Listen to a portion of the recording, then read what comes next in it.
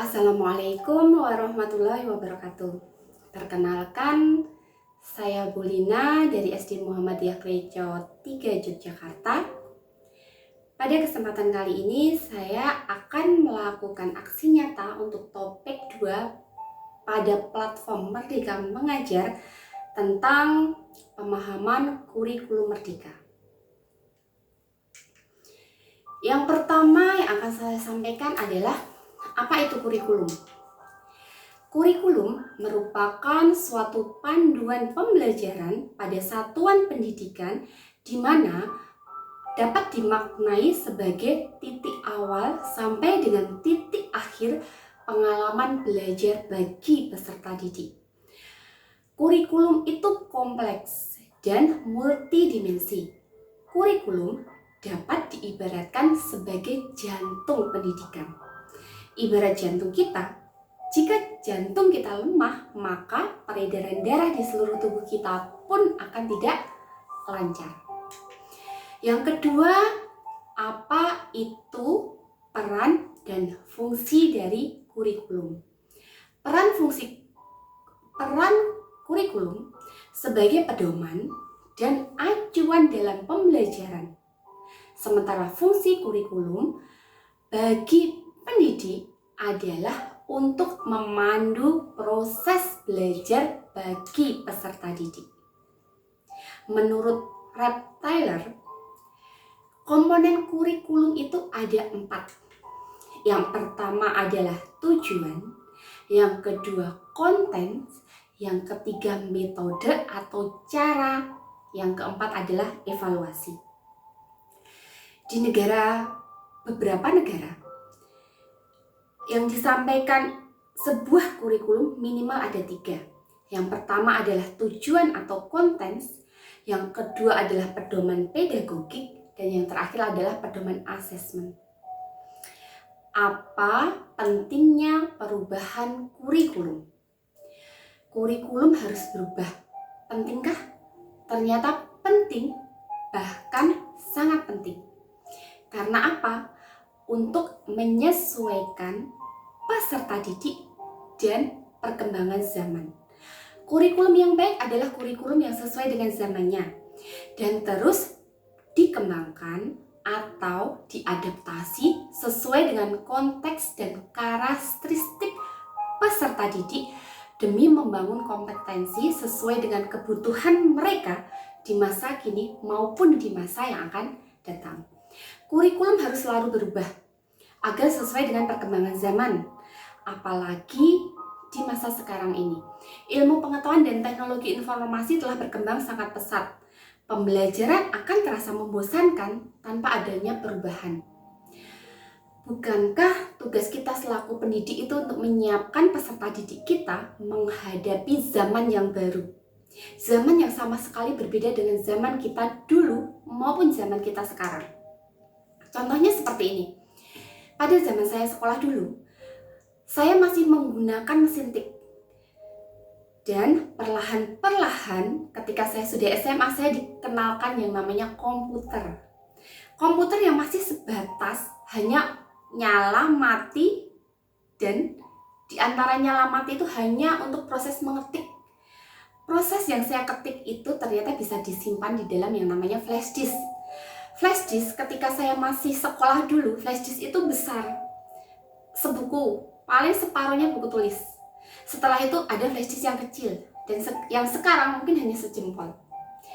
Bahkan sekarang kita akan mempunyai cloud atau penyimpanan yang berbasis awan yang sama sekali nggak pernah terbayangkan pada masa saya masih sekolah. Coba kita amati anak-anak pada zaman sekarang. Mereka lahir sudah dengan teknologi di tangannya. Anak 5 tahun aja sudah pandai memainkan handphone yang ada di tangannya. Dan saat kita menjadi murid dulu, mungkin kita itu memiliki cita-cita yang hanya sebatas kalau nggak mau jadi guru, ya mau jadi dosen, kalau nggak itu ya jadi polisi, kalau nggak jadi polisi mungkin jadi dokter. Nah, itu zaman dulu. Tapi bagaimana jika kita lihat zaman kita sekarang? Peserta didik kita lebih mempunyai banyak pilihan, beragam cita-cita. Sesuatu yang mungkin nggak pernah terbayangkan ketika kita masih duduk di bangku yang sama. Karena saya guru SD, saya hampir 30 tahun, 35 tahun yang lalu saya duduk di SD.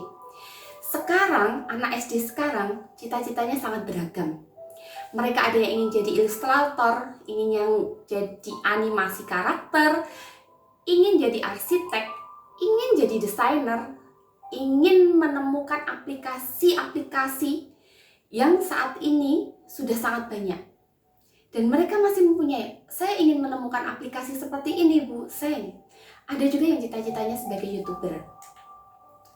Nah, dari situ, dari peristiwa-peristiwa tersebut, itulah mengapa kurikulum perlu adanya perubahan.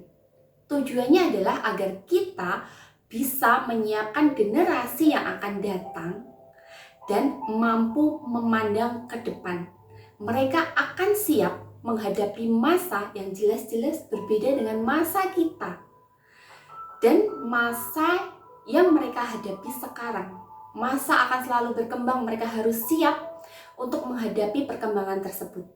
Ki Hajar Dewantara pernah mengungkapkan, pendidikan adalah menuntun segala kodrat yang dimiliki pada anak-anak agar mereka bisa mencapai keselamatan dan kebahagiaan yang setinggi-tingginya sebagai manusia maupun sebagai anggota masyarakat. Jadi pendidikan tujuannya adalah mencapai kebahagiaan dan kesejahteraan yang setinggi-tingginya.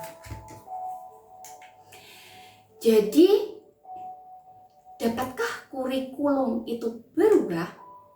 Dapat. Kurikulum operasional satuan pendidikan harus bersifat dinamis. Artinya dapat diubah sesuai perubahan dan perkembangan budaya dan zaman. Selain mengikuti zaman yang sudah diadaptasi, kurikulum juga harus sesuai dengan lingkungan geografis di mana mereka tinggal. Kurikulum bersifat dinamis dan terus dikembangkan atau diadaptasi sesuai dengan konteks dan kebutuhan peserta didik. Kurikulum juga untuk membangun kompetensi sesuai dengan masa kini dan masa yang akan datang. Kurikulum bersifat dinamis dan terus dikembangkan atau diadaptasi sesuai dengan konteks dan kebutuhan peserta didik untuk membangun kompetensi yang sesuai untuk masa kini dan masa yang akan datang. Yang terakhir, bagaimana mewujudkannya? Yang perlu kita garis bawahi adalah cara mewujudkannya adalah seluruh komponen masyarakat, yaitu peran orang tua, peran masyarakat, dan peran sekolah harus menempatkan kebutuhan, pendapat, pengalaman, dan hasil belajar serta kepentingan peserta didik sebagai pengembang kurikulum. Karena kurikulum tersebut dirancang untuk kebutuhan peserta didik. Jadi, itu yang bisa saya sampaikan untuk topik 2 Merdeka Belajar tentang kurikulum merdeka. Semoga bermanfaat, selamat belajar, dan teruslah berproses. Terima kasih. Saya akhiri. Wassalamualaikum warahmatullahi wabarakatuh.